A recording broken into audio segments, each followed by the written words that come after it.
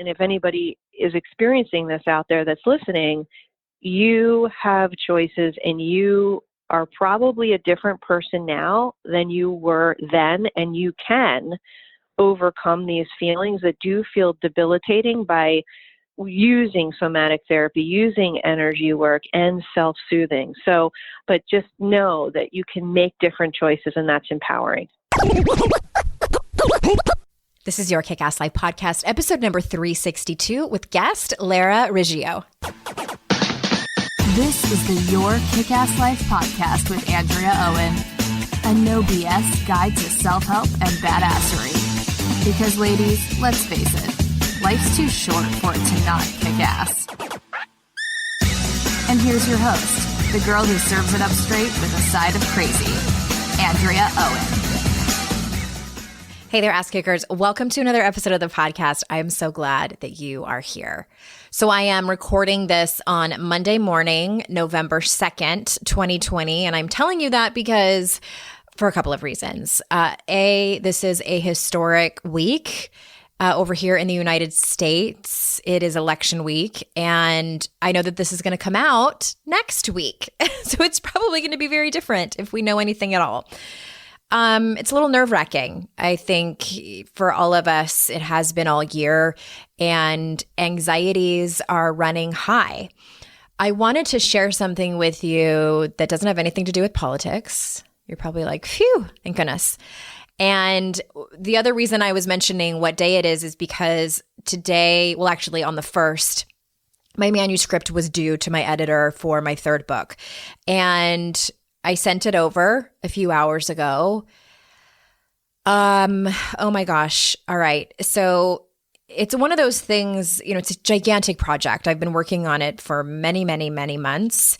And for all of you, I think that anytime you put your heart and soul into something, whether it's a piece of art, whether it is a work project, whether it is a child, when you are kind of putting it out into the world to be on its own, and especially when you're putting something out there for other people to give their opinion, to critique it, to help you and give their insight to make it better, it's scary.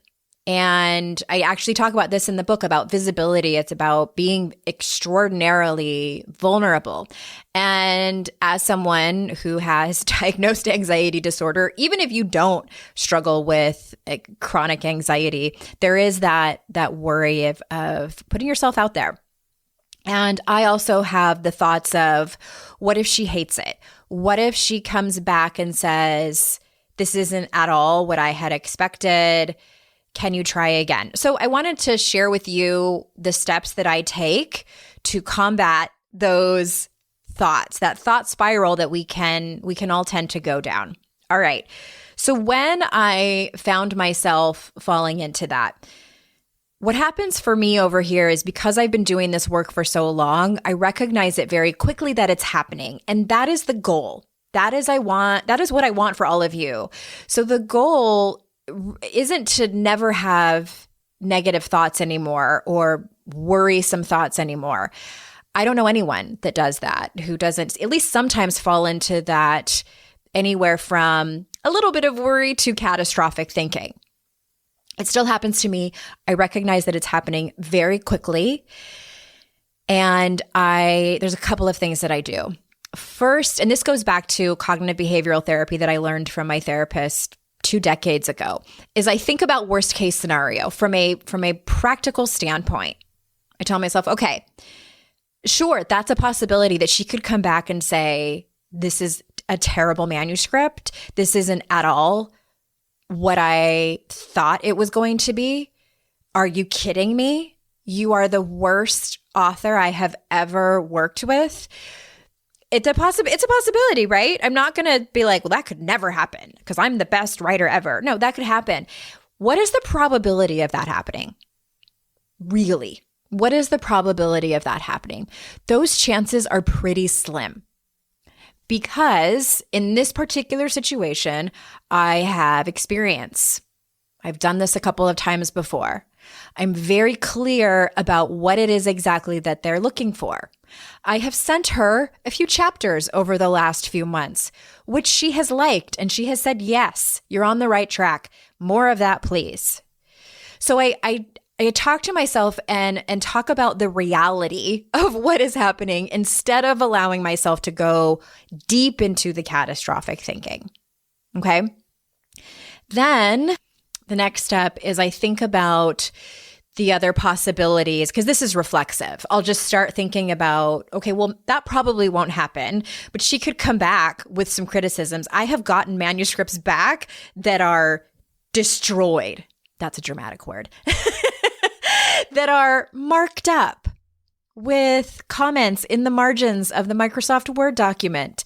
Lots and lots and lots of comments. And that very well could happen again. That's a pretty strong possibility because she's an editor. That's what they do. That's what's supposed to happen next. And it doesn't feel fantastic to get your work back and have someone pointing out all the ways that you could have done a better job.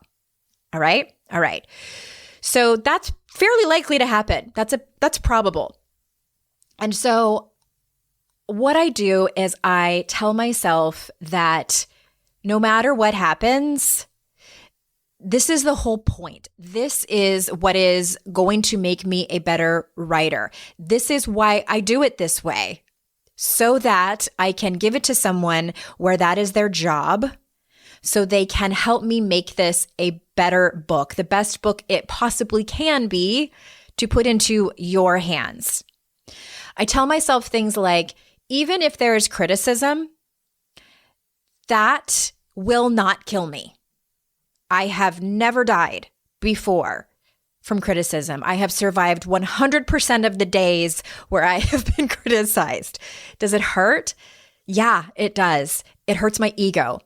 And that's okay. I'm going to be all right on the other end. I'm going to be a better writer on the other end of it. This is what builds resilience. This is what builds courage. This is what builds confidence. 100%. This is how it works. If I sat here and never put any of my work out there, that would be completely out of alignment with my values. That would never be in service to you. I would not be doing what I was put here to do. So these are the things I have to tell myself when I gear up to send over this manuscript of 85,000 words for someone to critique and tell me their opinion on it. I have gotten feedback before where there's no feedback, where it's like, yeah, it's all great. And to be honest with you, I'm a little disappointed. I'm like, no, can you tell me somewhere, or at least tell me, like, what is the part that you love about it? What is the part where you just think it's okay? That's what makes us better at our craft. Whether you're a writer, whether you are a filmmaker, an artist, a crafter, whatever maker you are, all of us are creative. It just looks different.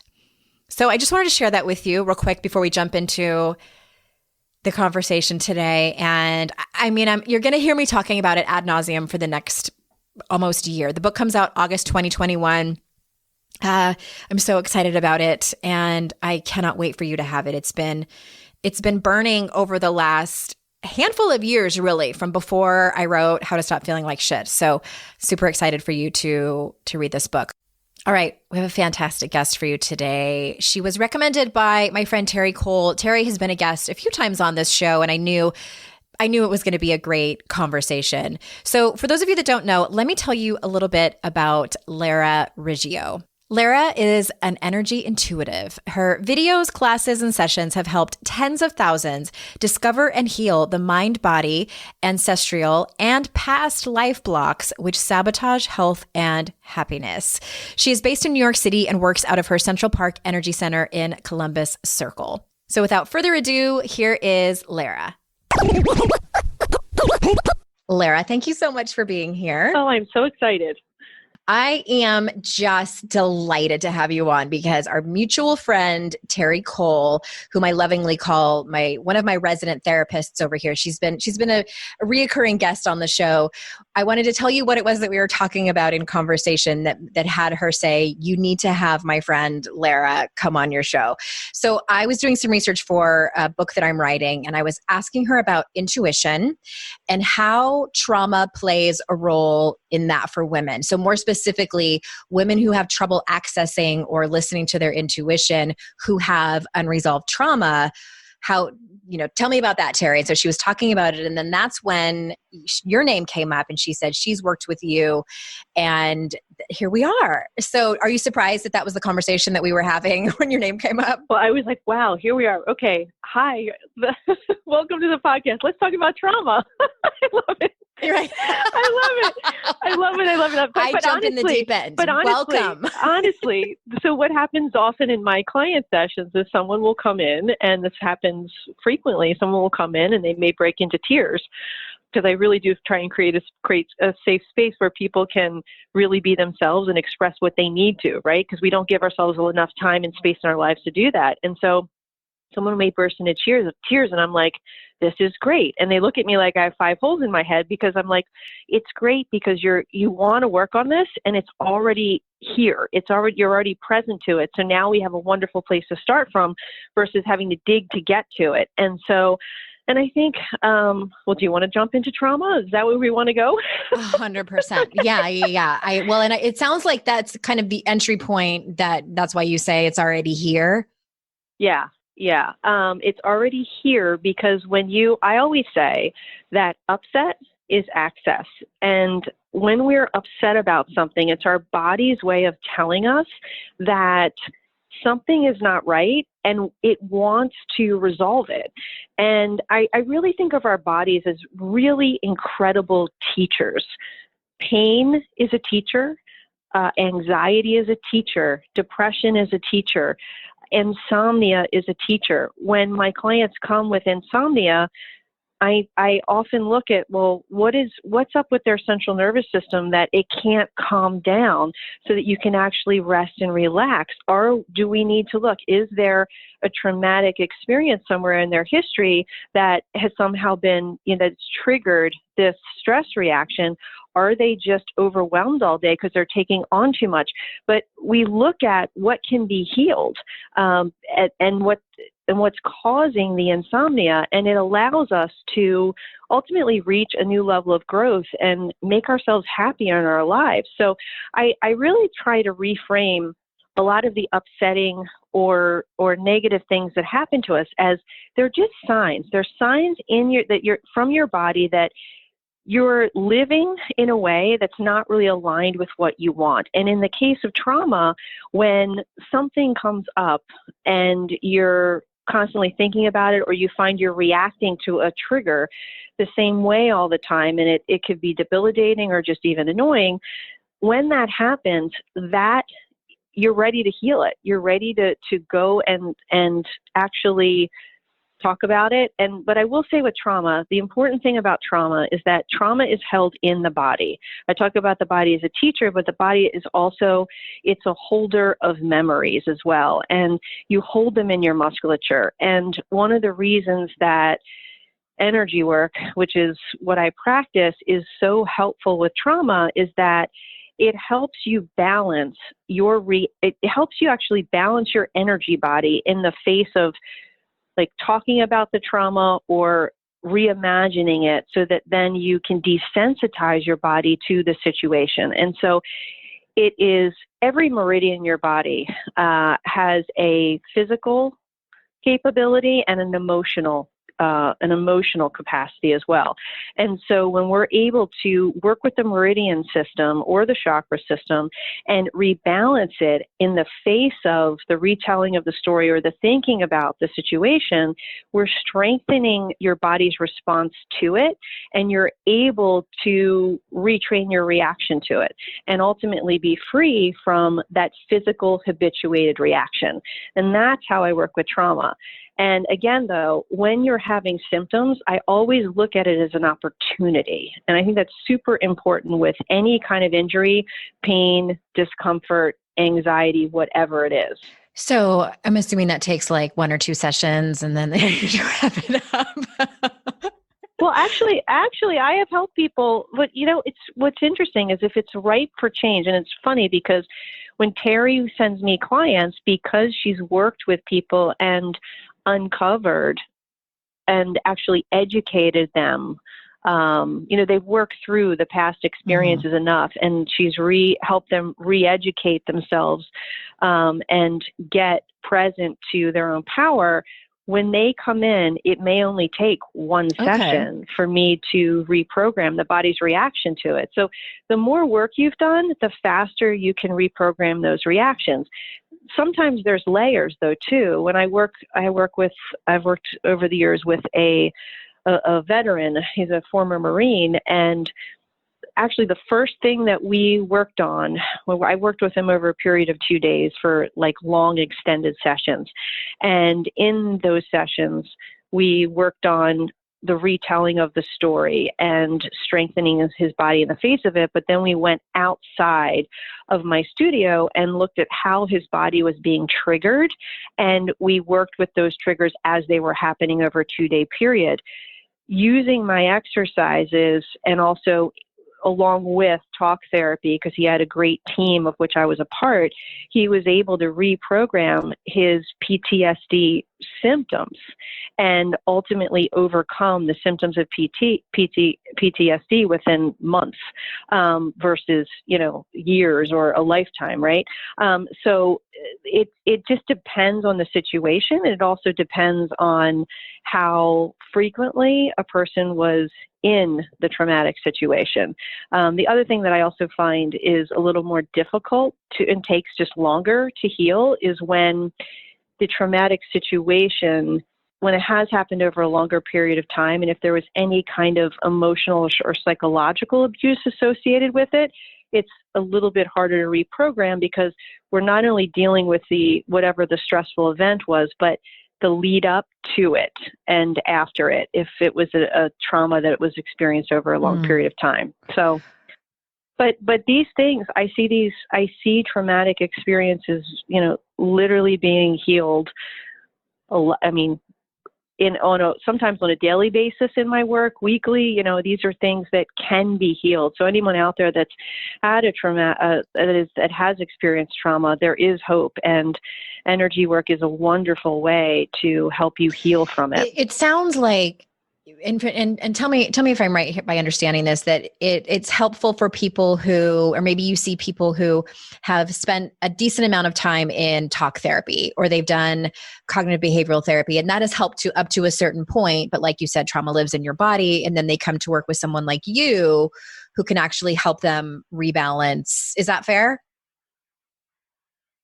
Yeah, it's absolutely. I think that it is a beautiful marriage of talk therapy and energy work that probably gets the best results. Well, and I think we've come a long way over the last even just handful of decades. I think just talking about therapy and what it actually looks like behind closed doors. And I think for a long time that talk therapy was one of our only options, or at least the only option that people talked about. I know my therapist, you go and talk to this person and you just talk about your problems and you talk about your feelings. And I'm so glad that now other modalities are more mainstream and it's not considered weird or woo-woo. I'm sure by some people who judge it, but to do things like energy work and that type of healing, what do you think? Well, I've been doing this now for 15 years, and it was considered more woo-woo, 10 years ago, and now that people have experienced meditation and the tapping solution and yoga. I mean, if you think about it, 10 years ago, yoga was weird, and now everyone's doing yoga. People are meditating and it's mainstream. So we have come a long way, and it's wonderful, because I do feel as though, especially with trauma, moving these emotions through the body is key. I often find that if someone's in therapy and they talk about something, a lot of my clients have felt re-triggered when they talk about something, but then they're not able to move the energy or reprogram the energy and the physical response to it. So the marriage of the modalities is just absolutely incredible. So it is very cool the way the mind, our society has shifted and is more accepting of all these things. Is. Well, let's back up for a second. And can you tell us what it might look like for someone, like say someone's listening to this and maybe they don't have a regular talk therapist right now. How can they, so what are some telltale signs that they can look for in their everyday life that might point them towards maybe some physical symptoms to where they might need to seek out a trauma therapist? Well, trauma is a little different than just stress, but trauma, for example, one of the biggest things I see with trauma is disassociation. People being unable to be fully present in different situations in their life. And if you feel as though you are all of a sudden, you can't quite focus on what's being said in the room. It's like you're there, but you're not there. You may be disassociating. So that is a more, I guess, extreme reaction, but other reactions could be insomnia, just like anxiety that can't be addressed with just, actions or trying to change your thoughts or, doing something different. I think reactivity, like if you are walking outside and something, you have something happens and then you feel a level of stress in you that you can't calm down from, that's another symptom. And so really just being, and I think this is something that all of us should really do, is pay attention to how you feel and check in with yourself throughout your day and just maybe put your hand on your heart and say, what am I feeling in this moment right here and right now? And a lot of us, I think, are stressed and we don't even know we're stressed, whether we've experienced trauma or not. I find my clients can come into my office, and these are people that maybe are not trauma survivors, and they'll come in and their central nervous system will just be completely overstimulated to the point where it's just hard for them to relax on the table. And we have to calm the central nervous system before we can even begin to work on whatever it is they want to come in to work on. And so just being able to stop and take time to understand what you're feeling, and also changing our relationship to stress. So, I'm feeling stressed, rather than just ignoring stress. How can it teach us something? So if I'm feeling stressed, what I do is I do a series of, tapping that stimulates the Meridian system and helps me digest whatever emotion I'm feeling. And then I ask myself, well, what is it that I want right now that I'm not giving myself, or I don't feel like I can have? And then I can take action to make myself feel happier. But before I can go there, I have got to calm my anxiety or got to calm my worry. Otherwise, I can't even get to what I want. And I think that a lot of us live in that state all the time and don't even know it. And so the more we can allow upsetting emotions, stressful emotions to teach us what we need versus just pushing them down, and, we think we're keeping calm and carrying on, right? But we're really not. We're just pushing our emotions down. And when you do that for a long period of time, that's when ultimately those emotions affect us physically in a chronic way. We may have chronic neck pain. We may have chronic back pain. We may, develop chronic insomnia, which affects our health in other ways. So these are the kinds of symptoms, physical symptoms, that can also show up in a regular person who hasn't experienced trauma, but also in people with trauma. You can have physical symptoms that you can't seem to shake and you don't know why. And it can all be stress related. Oh, okay. I have so many questions, but one of the things I wanted to add when you were talking about what are some things for people to look for when they're, maybe they have some work that they need to do. I know for me, when I would see certain scenes in movies or TV shows, which still happens sometimes. And it is a reminder of how, like, a traumatic event that I had, or the life that I used to have, some relationships I used to have, when it's in my face being played out in front of me and I have a physical reaction. And that's a key to me, that trauma is still living in my body. I also had another experience earlier on when I had 2 back-to-back traumatic relationships, and one of those resulted in a wonderful child, my 13-year-old son. When he was a baby, before I got pregnant with him, I worked at this one particular office building. I loved the job, loved the people that I worked with. And unfortunately, when I worked there for about a year. I was in a very difficult, toxic, abusive relationship. And that relationship didn't end up working out. And I had my baby, and a friend of mine that worked there, I didn't work there anymore. A friend of mine said, come and have lunch. We want to see the new baby. I didn't think anything of it. I put my happy ass in the car and drove down there with my son, and I had him on my hip, and I'm walking into the building, and I walked by the bathroom, the same bathroom that I used to go into and cry pretty much daily. And I had a physical reaction and felt like I was frozen, and was so ridden with anxiety that I asked my friend if we could leave the building. And that was the first time, actually, that I realized the impact of what I had been through, because I chalked it up to, it was just a really ugly breakup, and you just move on. Some talk therapy will help me and I'll be okay. And for me, it was validation that, yes, trauma lives in your body. It is very real, and it requires deep healing and surrendering to what is. Absolutely. And the kind of work I do with my clients, and this is exactly the work that I did with the veteran that I was talking about earlier, is if I was with you in that office building, I may have said to you, okay, let's go out for a minute. And I would have said, let's tap together on how you feel right now. And I would have said, and I would have tapped Meridian points with you. And had you just be present to the feeling that you were feeling. And then when we got your anxiety from maybe a 10 down to a 1, I said, okay, let's try and go in.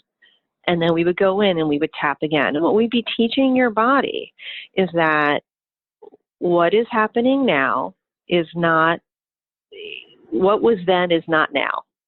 And we are teaching you that you can keep yourself safe and be more at choice now, that you are the person you are today, so that what happened then doesn't have to happen again. So it's really important when you are triggered to calm down first, in whatever way you can. Like I said, we just went and had chicken parmesan at the deli. That just gives you a little, probably not that helpful. Well, I mean, but you know what? If that's a and she was a great friend. Yeah, you were nurturing. And she's a soothing friend. That could be a nurturing thing to do for yourself. It's so funny. Lady Gaga has an amazing interview that she did recently with Oprah Winfrey, and she talks about her experiences with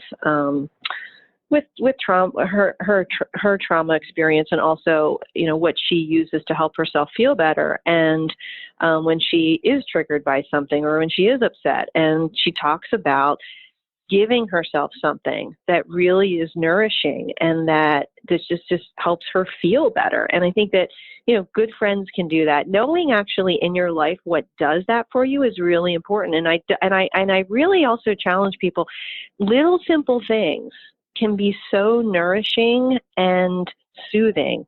I mean, I just absolutely love my almond milk cappuccino in the morning, and I find it super soothing to sit and just drink that warm, cozy drink. Putting on your favorite pair of PJs sometimes, and watching your favorite show can be incredibly soothing. So doing something that soothes you so that you're actually taking care of yourself is another way that you're reprogramming your response to your reaction, because you're letting your body know we're actually okay. Like, we can, after having that experience, I can go to lunch and feel the feeling again of feeling soothed and okay. So again, that's actually one form of calming the body energetically. Now, I mean, I have these, again, I talked about the tapping routines that I do with people so that you can, do it in the moment. And that's how we work through and help desensitize the body to the triggers that were associated with the old event so that the present moment is no longer stressful in a similar situation, because the situation that you're in now is not the same as the one you were in before, even though the location is the same. You're so different. What is happening biologically? Is it really that our bodies think that we are in the same place as before? So your body, all of your senses remember that experience. And if it's been a traumatic one, it's like your body makes a sensory note. When a lot of those sensory cues are then combined again, if you think about it, when you walk into any room, you immediately smell it while you're seeing everything in the room.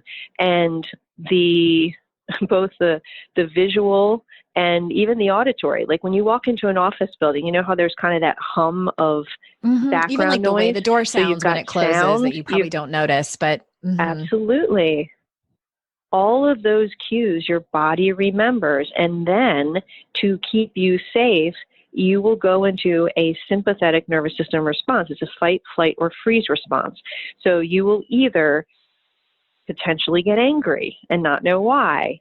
You may, and that would be the fight reaction. You may get really anxious and nervous and want to run away, get the hell out of there like you did. Or you might get really frozen. And when a client is frozen, I will know they're frozen because their eyes get a little bit wider, and it's almost as if you're a deer in headlights and you can't quite manage to do things as effectively as you would normally because you're in a state of freeze. Your body's remembering all of those all that stimuli, and it's reacting, and it's really doing so to keep you safe. It's a protective mechanism. And what we need to do, and that's why the soothing is really helpful, is we need to tell your body that actually there's no lions or tigers or bears right now. You're safe because even though you're in the same place, you're not in the same situation with the same, confluence of factors. And I keep reiterating, you're different. And I'm going back to your story because, coming back to this old place, you were a different person. You had been to therapy, you had done work on this, you are different. And really, I don't think, would you, at that moment when you revisited that, had you done enough healing to not make the same choice again? I had done enough to not get into a relationship like that, but I hadn't done any somatic work. And so that was in 2000, and it was late 2007. It might've been early 2008. So I'll bet now if I went back there that I would be really surprised if I had the same physical symptoms. Right. I mean, I might have a little bit, but I've done the somatic work now. Right. But it took me a minute. It took me over a decade to actually be ready to do it. Yeah, it takes time. And I think that, but one of the things that I keep reiterating, and I want to do this for the listeners out there, is that even though you're in a situation that reminds you of the previous one, you are different and you have a whole new level of power of choice that you probably didn't have back then. And there's a meridian in the Chinese meridian system called the triple warmer meridian. And the triple warmer is the meridian that initiates a fight, flight, or freeze sympathetic nervous system response. And what triple warmer needs to hear in order to feel safe is that you're at choice. And, it's only stimulating that response because it thinks that what happened before is going to happen again, right? So we need to protect you from that. But we all have choices and we can make a choice that can help us be safer. And I mean, even in situations where, trauma, like if someone wound up getting jumped and raped on the street, you have even the choice to stand up and fight like hell.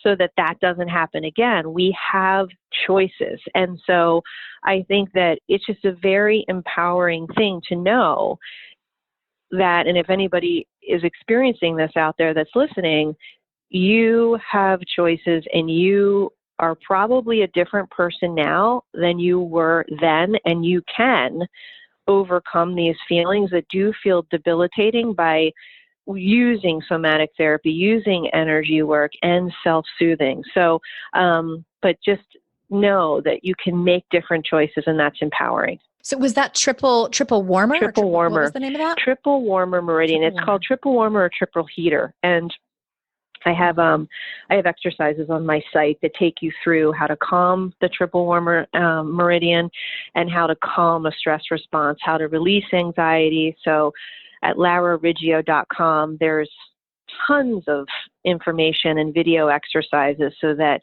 you can experience this work and calm yourself down. You do have a lot of stuff on your exercises on your site. We will link to that in the show notes for sure. I'm interrupting this conversation to bring you a few words about some of our sponsors. You know, I'm a huge advocate for therapy and counseling. I've been going myself for the past 28 years. And lately, it's kind of inconvenient to go and see someone in person. That's why I recently signed up for BetterHelp and wanted to tell you what I love about it. BetterHelp will assess your needs by asking you a few quick initial questions online and match you with your own licensed professional therapist so you can start communicating in under 24 hours. You can send a message to your counselor anytime. You'll get timely and thoughtful responses. Plus, you can schedule weekly video or phone sessions if you'd rather do that. It's easy and free to change counselors if needed. It's more affordable than traditional in-person counseling, and financial aid is available. There's a broad range of expertise available, so you can get help with things like depression, anxiety, relationships, trauma, family conflicts, LGBTQ matters, grief, and anything you share is always confidential. In fact, so many people have been using BetterHelp that they are recruiting additional counselors in all 50 states. I want you to start living a happier and more fulfilling life today. And as a listener of the show, you get 10% off your first month by visiting betterhelp.com/kickass. Join over 1 million people who have taken charge of their mental health. Again, that's BetterHelp, HELP.com/kickass. How was your voting experience this year? I voted by mail for the first time because our voices matter. Your voice matters, my voice matters, and every eligible voter has a right to make their voice matter. We need to make sure that we are heard by doing things like calling our senators and telling them they need to get back to work and provide emergency funding for USPS and for states to conduct safe and fair elections. Money that was allocated by the House more than 3 months ago. We live in a democracy. Demand that your elected officials have the time to count every vote in the 2020 elections. Decision makers nationwide want to make it harder to get every ballot counted and voice heard. Don't let this stop you from taking a stand to protect your voting and civil rights. They will not silence us.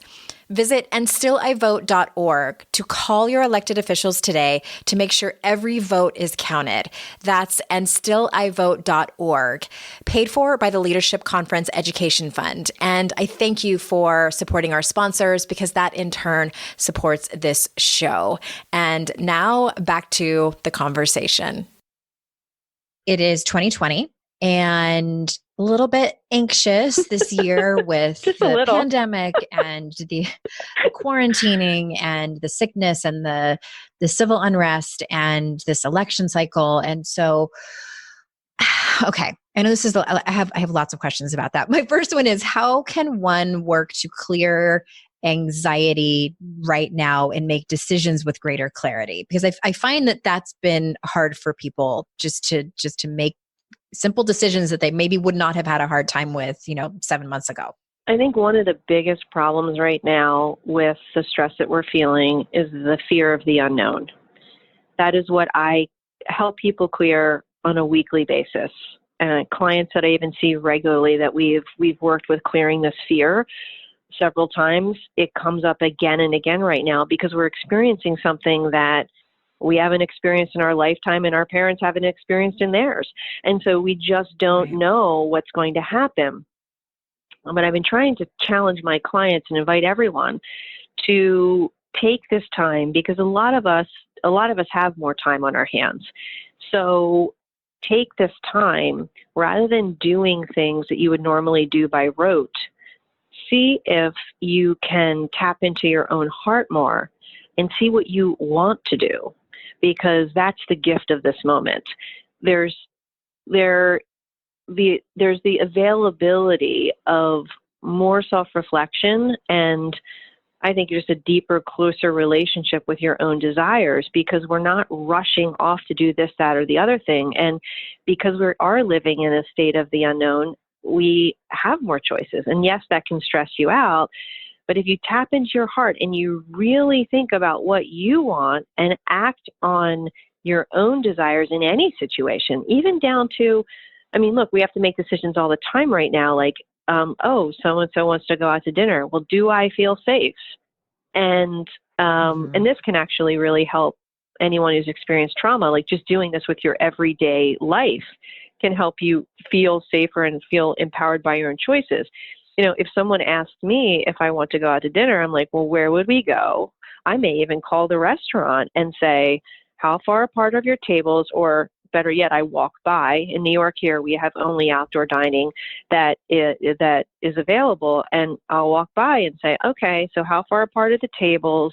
Are the waiters wearing masks? Like, I look at it all and I make a decision after I have all the information, and by tapping into my heart and going, does this feel safe to me? I did the same thing with the nail salon. Like, I walked by the nail salon. I went in. I saw how many people were there. How many appointments are you taking by the hour? I made sure it felt safe before I put myself into a position where I didn't feel safe. And so really, this time I see as it's changing. It's actually allowing us to grow personally and as a society in a way that I don't think we were capable of before with our busy lives. And the cost is, of course, very saddening, all the lives lost and all the pain, and hurt that people have experienced from all of this, and from the pandemic to, the lives lost, everyone that's died with, all the police shootings. And this is just not recently, but, like, my goodness, we can go back, many years and talk about all the lives lost that shouldn't have been. But it's giving us the opportunity to change. And when we look at how change is occurring in some ways more rapidly than it ever has before. I mean, laws are being passed that pretty quickly, because of people's reaction and social stance around all of these events. So I actually see this, while there's been a lot of pain and upset, I do see the upside of it and see how the world is changing for the better as a result. And, I believe that the energy that we feel often attracts like energy. And so when I look into the future, and I just had a client today who was really worried about the election and, what might happen if this one or that one was elected. And I said to her, I said, well, who we were talking about who she wanted to be elected. And how would you feel if that happened? And I said, this is the feeling we want to manifest, because when you are able to think about how things could be and how you would feel, you're able to attract more and more like energy to that. And I just say, whenever we're dealing with our reaction to the media right now as well, again, notice if you've watched something that is upsetting to you, you're probably engaged in with the energy of it, and notice how you feel. Maybe don't watch that show anymore if it's pulling you into an emotional state you don't want to be in. Get your news another way. If you can just, again, get into the feeling of how you'd want to feel if the outcome you desire occurs, you are going to be putting energy and intention into that manifesting versus the opposite. And I think that right now, I had another client today who's a mom, and she's actually keeping her kids home from school and doing virtual learning online. And the way that it was all going was not smooth, and she wasn't sure how effective it was going to be. Was she going to have to, go back to homeschooling, and what would that mean? And she was in a total state of upset about it. And when I checked into her system and started testing, I saw that the triple warmer meridian was overstimulated. So there was a level of like unsafety there. So I said, well, what is it about this situation right now that is causing you so much stress? So like there's a lack of safety. Are you afraid that your kids, if you start to homeschool them because this isn't working, are you afraid that maybe they won't be able to go back in January or next year and have a seamless transition? So that's exactly what it is. Like, well, is that you could probably get them tutoring or make sure they're up to date, right? She said, yes, I could. Okay, great. And there are other ways you could facilitate them still having, they're having their friendships with their friends, right? Yes, I could. Okay, great. So you really could facilitate an easy transition back. So this is a perceived fear. It's not a real fear. So, again, looking at what do you really want? I want to make sure my kids can go back. I'm thinking I want to homeschool them, but I want to make sure that they can go back and transition back easily. Okay, so then how do you do that? And that's the thing. It's like, what is your anxiety trying to tell you? I'm uneasy about doing this virtual learning. I think I really want to do the homeschooling, and, but is there going to be a cost there? And are my kids not going to get what they need? Well, how could you facilitate both? Having what you want with homeschool and then also facilitating them having what they need. You could probably do both. But literally talking yourself through those steps after you recognize the feeling, the anxious feeling, calm yourself down, and then again, tap into your heart and understand what it is you really want. I love that you get to the bottom of it first. And it sounds like you use a lot of intuition in your work. Is that true? I do, but yes, I use intuition, but I'm also, I'm testing whenever I'm working with a client, I'm testing what their energy field is telling me and how they're out of balance. So when I see, like, for example, the triple warmer meridian is overstimulated, I know someone's really afraid and they're feeling unsafe. When I see that other meridians, like, for example, if the spleen meridian is out of balance, I know that they may be having trouble just digesting a lot of information at one time and assimilating it in an easy way, or they're not having enough compassion for themselves. If their kidney meridian's out of balance, I know they're probably blaming or shaming themselves in some way. Liver brings up self-criticism. So I have insight via which meridians are out of balance and which chakras as to what is actually happening emotionally for them. So it's not so much, it's part of its intuition from doing this for so long, but part of it is also what their body's really telling me. Their body's talking to me and telling me exactly what has them upset. That is some wild, amazing, fascinating shit to me. Like, it actually, I saw a chiropractor who did that. And I mean, I'm like, are you guys magic? Are you from another dimension? It's so fascinating. He went through my organs and he didn't even put hands on me. Yeah. And I mean, I don't know how you do it, but I think it was gallbladder. He said, I can't remember which organ it was. And he said, who are you resenting right now? Mm-hmm. And I was like, at first I was like, ew, like, get out of my head. And it was my mom. Yep. Like we had just moved to Utah when she lived there, and we had all this misunderstanding and assumptions about childcare, and it was coming to a head at the moment. And we had gotten into this argument, and I was resentful that she wasn't babysitting my kids, and she never said she would. And I had made all these assumptions. And so, but that blew my mind. I was almost afraid to go back, because I'm like, how are you reading my organs? Well, Get out of my body. So your body is out of balance, and he read where the stress was, and that's what I do too. And the beautiful thing about it is crazy cool, and I use it all the time on myself. Every day I test myself to see if there's a clearing that I need to see what might be bothering me. And, I got into doing this work because I had chronic fatigue and I was tired all the time. Okay. That was my next question. I was curious about is how did you get into this? I got into this because I had chronic fatigue. I was tired all the time and, drinking 4 grande, cappuccinos a day to just get through my life. And then when my adrenals started to break down, from just the all of the caffeine and everything, I really had a problem. And a friend of mine turned me on to energy medicine. So my teacher is Donna Eden, and she has a book out called Energy Medicine. And I found a practitioner in New York and started going once a week. And it made sense to me because, again, it was based on what you're talking about, muscle testing. And with muscle testing, we will ask the body questions. So I will ask the body a yes or no question, or I will touch specific points. And that's how I know where the body's weak and where the body's strong. And what's very cool is that when you feel your arm weak because your practitioner has found a weakness for you, or weak meridian or whatever chakra, and then you do an exercise and then you see that your arm is strong afterwards and you actually feel different. That's a beautiful thing about this, is that the results of this work are immediate.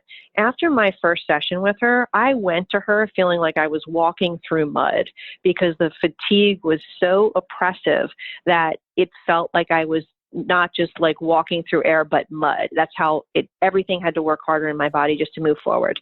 And after the session, I felt this lightness of being that I had not felt for years. I kept going and I wound up doing, and did I do the exercises that she gave me every day? I still didn't do them every day.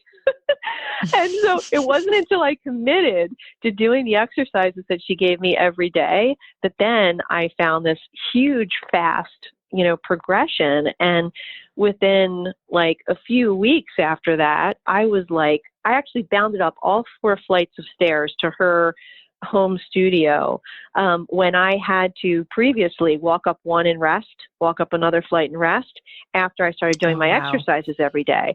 And so it was then that I was like, my gosh, I'm actually healed. Like I can do things I couldn't do before physically from doing this work. And so I committed to doing it every day. After I healed the physical effects of my fatigue, I wound up dealing with the emotional ones, which were chronic anxiety. It takes a lot of energy to be chronically anxious. And I had adopted anxiety from my mom and adopted her belief system, which drove anxiety. And so I started working on that next. And that's how I've gotten into working with all the emotional aspects that I cover with my clients. It was because one morning I woke up and I was completely procrastinating and getting more and more anxious as I was. And, 2 hours had passed and I was just beside myself with anxiety because my to-do list was like 20 points long and I had to get all this stuff done. I thought, you know what, I'm going to do the exercise where I go in bed and I hold my forehead in the back of my head for just 15 minutes because that usually helps me get to sleep. So I did it in the middle of my day. And then I started knocking all these things off my list. And I calmed my stress response. And so when I saw that that was possible, that I could calm anxiety, I was like, wow, I could do this with any emotion, right? So I started working on all the emotions that I was having that were upsetting, and learning all these techniques that they call it energy psychology. There's different forms of energy psychology that you can learn, and they help your body digest stress. And like we said, the really cool thing is you can think about, for example, one of the next things that I tackled was, well, why do I have this distrust of men? I found that I was a person who just couldn't flirt. So I would, see a good looking guy and I would look at him and automatically, involuntarily, I would turn my head away and I would get completely red in the face. And so having any kind of conversation with someone I was attracted to was really tough because I just physically was prevented from doing it.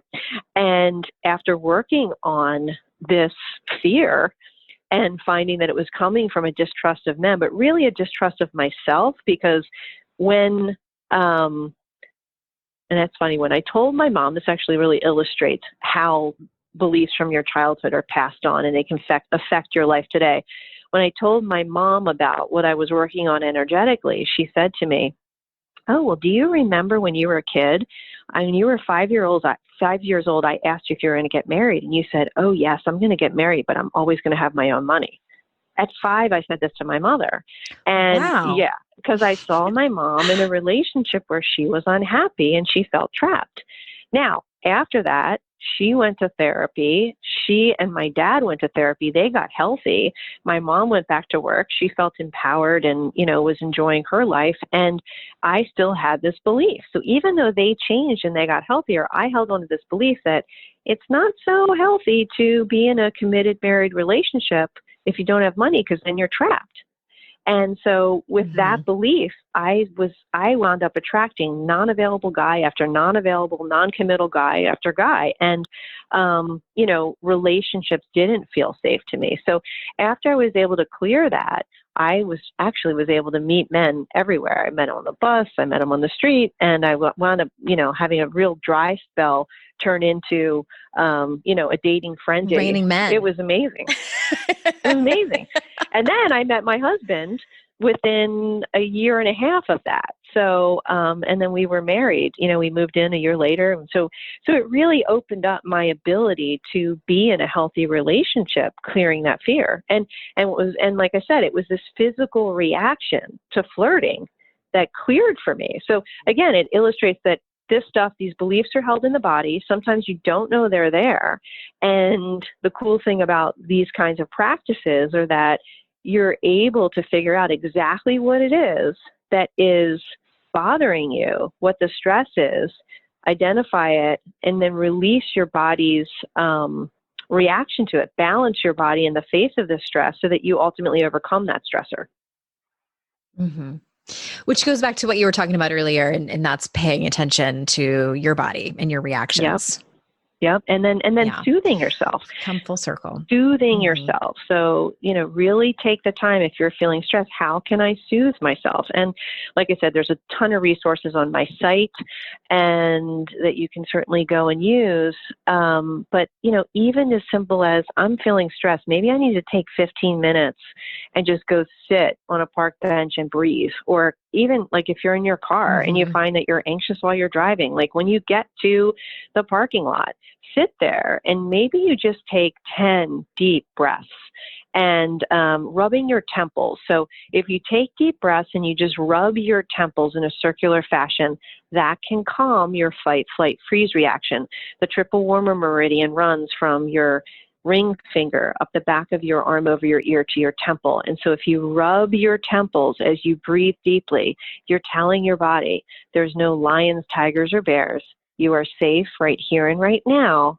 And then you ask yourself, what can I give myself to soothe myself and give myself the energy and attention that I need in order to feel safe to take action on what you want, versus just being in that state of reactivity and never, ever calming yourself down. That's why we have insomnia. Which isn't sustainable long term. It affects your physical health. Yeah. Yeah. And I think there's, some people listening who have experienced that or are experiencing it now, especially, since things have kind of come to a head here in 2020. Right. And I hope that people can take care of themselves and take some exercises that they learned here or on your site, larariggio.com. We'll drop that in the show notes. Is there any other place that you like to hang out, like on social media, where people can come and find you and learn more? Sure. My Instagram name is Lara_Riggio. So you can find me on Instagram. I have tons of exercises on my YouTube channel, Lara Riggio. You can just find it by typing in my name. And so there are ways to find me. I have loved this conversation. I was telling somebody else that I was interviewing that I truly believe that as a host of this show and someone who both is a facilitator of personal development work and a student myself, that as I kind of go through my own stuff, that the universe hands me people that both I need to hear so that I can serve my people better. And talking about energy work and trauma and everything that you've talked about has been so incredibly helpful. So I so appreciate the work that you do in the world, and that Terry demanded that I have you on my show. I love it. Well, thank you for taking the time. I love your show, and I love that, using the language to describe it, kick ass. I love it. We should all be kicking ass in our lives. So yeah. Well, and it looks different for everyone, and it's interesting how much it's evolved. When I started in 2010, I started a few years before that, but when I officially launched Your Kick-Ass Life, it really was about positivity and going after your goals and just, kind of like hustle, and you can do it. And then I quickly realized like, oh, there's so much more to it. And so what I tell people now is your version of a kick-ass life may not look like mine, and whatever it is that you need to take care of yourself and honor your values and just be the best that you can be. And so that is a wide spectrum. And my hope is that I can bring people on this show to show so many different modalities of how to heal and thrive. That is amazing. Well, so important. And it's just such a pleasure talking to you. What a fun conversation. Likewise. And everyone listening, thank you so much for taking the time to be with us today. Your time is incredibly valuable. I understand that. Thank you for joining me and my guest today. And until next time, everyone, I will see you all out in cyberspace. Bye-bye.